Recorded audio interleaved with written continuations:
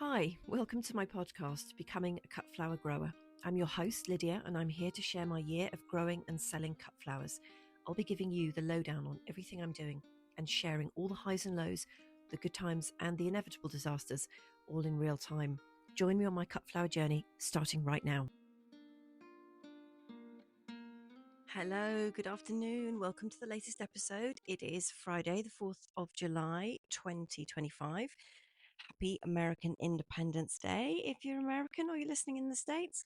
And it's also a very happy birthday to me because I am 45 today. And I used to be one of those people who absolutely was obsessed with birthdays, always wanted to celebrate, always wanted to make a really big deal out of it. And I'd hang bunting and have a party and all this sort of stuff. And this is the first year that I have, well, totally forgotten actually most of the time that it's my birthday.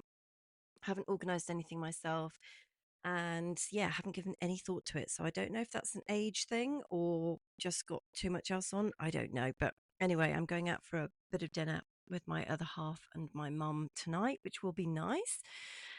The most exciting news, let's start with that first.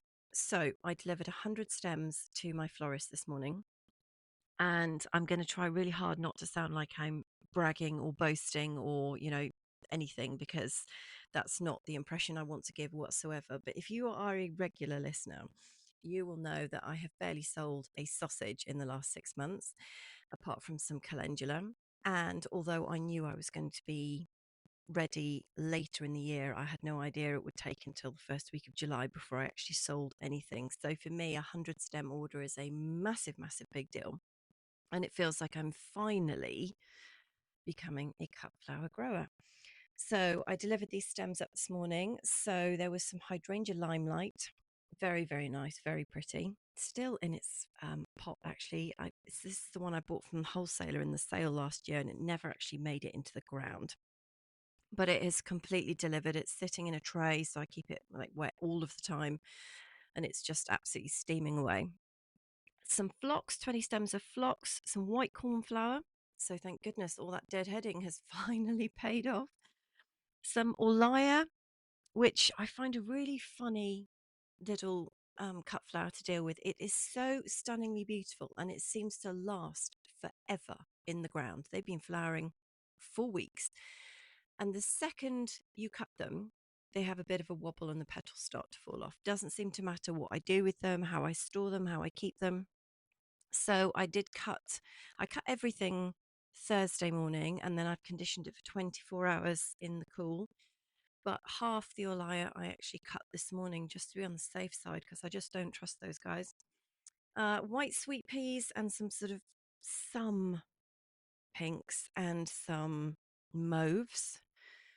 Um, and also some pink hogweed. So not the giant hogweed that burns your flesh and melts it off your body, but the just a big version of the corn parsley, really.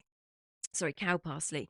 And this one I only have one, and it is absolutely stunning. It's just really beautiful, and the heads are just enormous, so it looks a really impressive plant. So I ransacked the plot yesterday on hunt for proper buckets because my florist, bless her, she did say, well, I asked her if I could borrow some of her proper square florist buckets that don't fall over in the car, and she said yes, help yourself. But I thought no, I'm going to sort this out. So I managed to find a whole load of different things and got everything in the car this morning, full of water, all the buckets, and nothing fell over, didn't spill any water. And the whole car smelt of sweet peas. It was absolutely incredible. And the florist is very, very happy. She had lots of lovely flowers actually to go into this wedding. So not just mine. She had some beautiful stems from another local grower, Jemima, and she'd also got some bits down wholesale. So just the wedding. It's going to look gorgeous. I can't wait to see the photos. And what was really nice is, I've said this to you before. Everything looks really small on the plot, and I was thinking, gosh, these stems are really long, but it all still seems a little bit insignificant. Anyway, took them up to Joe's studio, the florist studio, and she put them in her proper buckets. And all of a sudden, they looked like not proper flowers, that's the wrong thing, but yeah, kind of proper flowers. They were sitting next to the imports and they looked just as good as them. So I thought, hey, this is great. So I'm really, really just, hugely, hugely excited. And I feel like I've just turned a bit of a corner and I feel a lot more confident about it now. It's nice to have like a proper, I know 100 stems for people who are doing like thousands is neither here nor there. But when you're first starting out, like 100 stems is a big deal. And to get everything ready and cut and no losses and nothing is very exciting. So when I condition them, I strip all the lower leaves off, which I've already agreed with the florist, so that I can compost them in my compost bins. Otherwise, she just, disposes of them, and I want them for the compost. And we sorted out the pricing, which was absolutely fine, and we only negotiated on the sweet peas, and we came up with something that we both agreed with on that. Otherwise, all my pricing was acceptable, which is great because it's always tricky. It really is always tricky. I'm looking forward to next year already, where I kind of know what I'm doing. Well, that's the theory anyway. So I wanted to share that with you. That is definitely one of my highs so far. And especially given the growing conditions. I mean, it's just, we've had, I think, no rain this week. And I'll talk to you about the forecast later. It's not good at all, but very exciting. And my florist has put a little Instagram post on, which I've shared on my at Hen Hill Cut Flowers Instagram. So if you want to see what one of the buckets look like, it's on there. So what have I done this week since I spoke to you last? Well, I had a day out on Wednesday, actually. It was my other half's birthday earlier in the week. It's funny, we're both have our birthdays a couple of days apart, beginning of July. And we went down to Poole in Dorset on the south coast for a beach day and a pub lunch, and it was really nice. We took the dog with us, and we went and had a pub lunch, and then we went and sat on the beach, and we had to go on the dog beach because I just was not thinking that between the 1st of May and the end of September you can't have dogs on the beach. So we went to the dog beach, which I was expecting to be horrible, and it wasn't. It was gorgeous. So we went and sat down on sandbanks, which is just really pretty, and the sand is just proper fine, gorgeous, white, pristine sand, which is amazing. And then you realize it's not quite so amazing because the slightest gust of wind and it's everywhere, absolutely everywhere, like deep in the recesses of every bag, every shoe, everything. There is now sand. We put the dog in the sea, or she went into the sea. It's her first time in the sea. So we've taken her to sandbanks before, but it was in the winter and it was so cold. We ended up actually just sitting in the car. So this time I thought we'll take her. I'm sure she's going to love the sea. Well, I should have known better, really, because she's a handbag dog and she's smaller than most people's cats. And it really wasn't for her. And, there was like a small tide coming in, small, tiny little waves. But when you put her there, they seem really enormous waves. So she got a tummy wet and her legs wet and stuff. And then she was like, no, this really is not for me. So she got a spot on the picnic blanket that we put down, and then just got really territorial about it. So anybody else's dog that came over, there was loads of barking and yapping. And so it wasn't actually that relaxing because every time we sort of thought we might nod off, she set up a huge volley of barks. Anyway, it was a lovely, lovely day out, and I'm very glad that he got me to do it because left to my own devices, I wouldn't go anywhere. And I hate going away from the plot, and I hate leaving the chickens for the day. And if I wasn't such a terrible girlfriend, like 99% of the time, I would have cancelled. I thought I cannot cancel because he'll murder me because I never go anywhere. We never go anywhere. Because I'm just always wanting to be at home or on the plot. So we went, and I'm very glad we did, and nothing bad happened while we were away. So the rest of the week has been watering by hand, very time consuming. And we have filled one of the bowsers. We've got about, I don't know, 600 or 700 litres up there that he filled up for me on Tuesday. But there's just no rain coming. So I'm trying to be really frugal with it, which is just ridiculous, really. I've been staking the Achillea, the pearl. So this is a new plant for me. This is a perennial that I sowed from seed in February, and it has done nothing until about a week ago. It was tiny, so tiny, and I was just thought actually that it wouldn't flower until year two, so next year. So I kind of was just planted it out, left it to its own devices, and kind of just looked around the other day and thought, oh, you've grown. And then literally in the last week, it's about a foot tall and it started to flower. And of course, I put it close to a path and it's just fallen over the path. So a little tiny bit of weeding and then some staking for that, which is challenging because the ground is very difficult to get things in. Still deadheading, lots of calendulas to be deadheaded, and obviously the cornflowers just will not die. Weeding around the dahlias, and then keeping the seedlings going at home, and these rudbeckia, which are 15 of them in pots, and then a whole load of small lavender plants, which I've bought for a wedding in July, and they're going to be like in pots going down the tables. So they need quite a bit of attention because they like the heat, but not obviously being completely fried. So what's flowering at the moment? Well, the Nigella have finally come out, and I just love them. They're absolutely stunning, and hopefully they'll be going off to a wedding next weekend. I kept a tray back at home because when I put these guys out, I think in April, they were so tiny and pathetic, as you'll know if you listen regularly. I'd absolutely had it with them, and for 2p, I'd have just grubbed the whole lot up. They drove me nuts, and they've just been really high maintenance actually, and didn't need staking. Then they suddenly needed staking, and then they all fell over, and they weren't ready for the wedding that I wanted them for. Now, of course, they're ready. So they're actually, tell a lie, it's not a wedding, it's a funeral they're going to be going to, which serves them right, actually. Anyway, I kept a tray back at home because I found them such hard work. I thought, oh, I can't be bothered to put these guys, the second tray, out if they're going to be as high maintenance as the first tray. And boy, am I regretting it now because the plants that are out are absolutely stunning, and I could do with a whole other bed of them. So my bad. Just goes to show you should never give up on them, because I've made this exact mistake with the amaranthus. Started to put them out. They were so tiny you could barely see them, and I thought this is pointless. Nothing is going to grow. So I brought the tray home to keep an eye on it because it was too hot to leave it up there. And the guys, the amaranthus, have now put on a massive growth spurt and they're off. So I'm thinking, oh no, I should have put the original tray back in. So must remember next year, like, have faith, put them in, and just do not leave them in the trays and neglect them, because, well, I haven't neglected them. I've carried on watering them, but nobody's growing. So the amia flowering, they're tiny, really tiny. They're about a foot tall, very, very pretty, but not exactly what I was hoping for. The rudbeckia are flowering.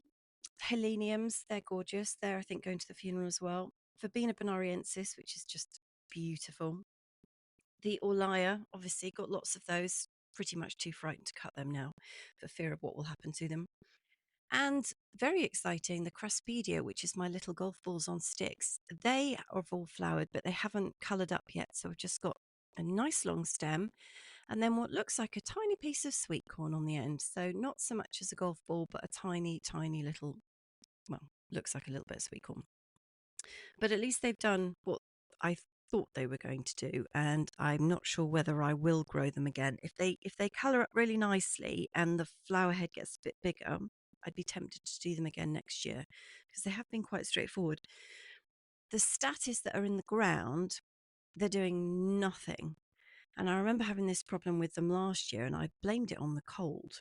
But I've got a feeling maybe it's just what statists do. So they've done absolutely zilch. They look the same size as when they went in, not even an attempt to put any growth on.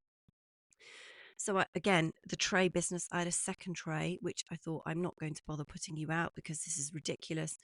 The ones in the trays have all started to flower, and they're special, beautiful apricot colour. So I'm pretty devastated I didn't put them in the ground because they are clearly gorgeous. Kind of not too late. I might do it this weekend, I'm not sure. So what's just about to flower? Well, the snapdragons, they are about to flower. They've been funny little things. This is the first year that I have ever managed to successfully sow snapdragons from seed. That is a mouthful. And I've watched other people do it, and I thought, well, it can't be that difficult. But the seed is absolutely minuscule. I mean, you breathe, and the seed's just vanished.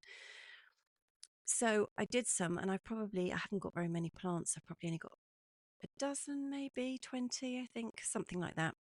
And they've done absolutely diddly squat. And then I turned around last week and thought, oh my goodness, you guys have actually put some growth on. So they're kind of promising. I can't even remember what colour I bought now. I'd have to look that up. But they're lovely, or they're going to be lovely. The orangiums are colouring up nicely, so they've put on masses of growth. I've had to stake them, and they're just starting to turn blue, which is gorgeous. I love those. Echinacea purpurea about to flower. The zinnias are all doing funny things. They're extraordinary this year. I mean, last year I had about, I don't know, 25, 30 plants, and they all grew at the same rate, flowered at the same rate. Everything was the same. Super easy to look after, which is why I decided to grow about 200 or 300 this year. The guys this year, boy, are they just playing tricks on me. Even within the same batch, some of them are really nice size, bushed out, budded up, doing all the right things. One next to them, doing nothing. Some of them have shriveled up and just completely vanished. Some of them are just having a crisis. They're just all at different stages, doing different things. Some of the batch two ones are flowering before the first batch, and those flowers are disgusting. So I don't know what's happened with the colours on those. I'm going to have to look into that next year because I spent ages choosing the right colours and I don't like them. They're not at all, even vaguely what they're supposed to be on the packet or the description.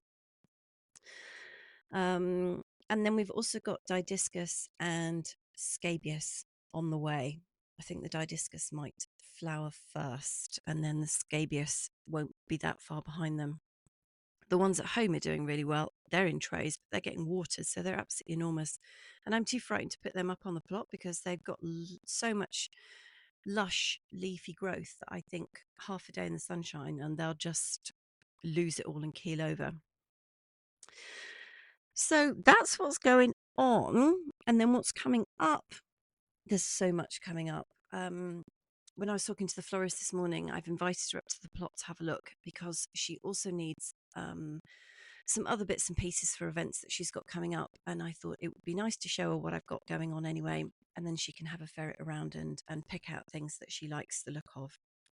So she's coming up on Wednesday next week. So I kind of need to have a bit of a mad tidy up and remove any trip hazards and things that are going to poke your eye out and all the things that I just dodge instinctively. But a new person might struggle with it, and also cover up those spikes in the ground on my new gates so that she doesn't get any holes in her feet. And I've also asked her next time she goes to, or when she goes to the wholesaler that she uses, if she could take me along for a visit because I'm absolutely dying to see the inside of a wholesale florist. I think I'm going to get massively overexcited and just run around like a crazy person. But I'll report back on that when I've been. So there's some prep work to do for next weekend's event, which is, I keep saying wedding, but it's actually not. It's a funeral. So a bit of deadheading, and I also need to send photos of the flowers that I'm proposing to offer to the florist and the stem length and the prices, and we can get that agreed. I have done a sweet pea order on my phone, but I haven't actually confirmed it yet. I was listening to a podcast about sweet peas and I got terribly overexcited and thought, oh my God, yes, I want to order sweet peas for next year, which is ridiculous because, I'm still dealing with this year's. But some recommendations were made and I thought, oh, they sound amazing. So I ought to place that order really. I've got a 2-day planting job Monday, Tuesday. So that's going to be full days and quite hard work. So I'm going to be shuttered in the evenings and it's just going to be a question of watering everything. And that will probably be the extent of it. I've got quite a bit of helichrysum, the straw flowers to plant out, and they really do need to go out now. I've just made a place for them this morning where my broad beans were. So bless them, my broad beans. I went really big on those this year because I love broad beans. I used to hate them when I was younger, and now I'm old and I'm just obsessed with them. They never make it home. I just shell them on the plot and just eat them. And so I planted loads, again, 2 batches, because I went mad on the successional sowing this year. And they got hit really hard by the green fly and the aphids a couple of months ago, just monstrously hard. And I damaged quite a lot of the flowers when I was trying to brush the green fly off, because I didn't want to rinse them off and I didn't want to squish them with my fingers because it's a bit mean. So I thought I'll just brush them off. And in the process, managed to damage all of the flowers. So I've only had a handful of broad beans. So bless them, the plants have put up additional growth, quite a bit of it actually, and they are flowering. And I just thought, I really want this space. I love broad beans and I'd love to let you go have a second chance. I felt really bad actually. I was talking to them while I was doing it, apologizing. I said, I'm sorry, you're going to have to go on the compost heap. So you will have a second life over on the compost heap, but I need this space for something else. So I've made a whole area which I think will be good for these straw flowers to go out. They can be as late as they like and it doesn't really matter. And if they don't sell, I'm going to dry them and then sell them as dried flowers. So that's the plan with those guys. I've got a pot on these lavenders, which are still in trays from the garden centre. They need to be potted on so they've got a bit of space and they don't crowd each other. And I need to put some bark mulch around the dahlias because I have just weeded them and got them all nice and tidy. Hopefully, my other half is getting me a packet of road pins for my birthday. That's what I asked for. Very romantic, I know, but super useful. And we can finish staking the dahlias. It's a miracle they're doing so well, but they really are. I have absolutely no idea how that's happened. But yeah, incredible. Good luck, I think, rather than anything else. There'll be lots more heading of sweet peas and cornflowers to keep them going. And so the weather, let's get down to it. The weather over the next fortnight is just incredibly hot. So we're going to have low temperatures this weekend, maybe 21 degrees Celsius, which is lovely. Great temperature to work in. I'm very excited about that. Then it's creeping up to 29 by Wednesday, rising to 32 on Saturday, and then dropping down to 30. And then the following week, it's creeping back up again, which is just mental. No rain in that forecast either. I mean, these are sustained temperatures for the UK. I mean, we have the odd heat wave, and then you just get torrential rain, and then just back to, just terrible British summer weather, really. I'm wondering if it will break when the schools break up for school holidays, which is in 2 weeks, I think. That would be about right, because it normally rains on bank holidays in this country. So perhaps the weather will break when the kids break up for school, which is rubbish for them, but fantastic for the rest of us. So there we are. That's what's happening today. And I hope that your growing conditions are proving easier than mine at the moment. I wouldn't wish this on anybody. It is lovely, but just challenging. There we are. That's life, isn't it? And becoming a cut flower grower couldn't have happened in a better year, could it really? I mean, honestly, you couldn't make it up. So look, let me wish you a wonderful weekend, and again, happy American Independence Day. And I will catch up with you on Tuesday.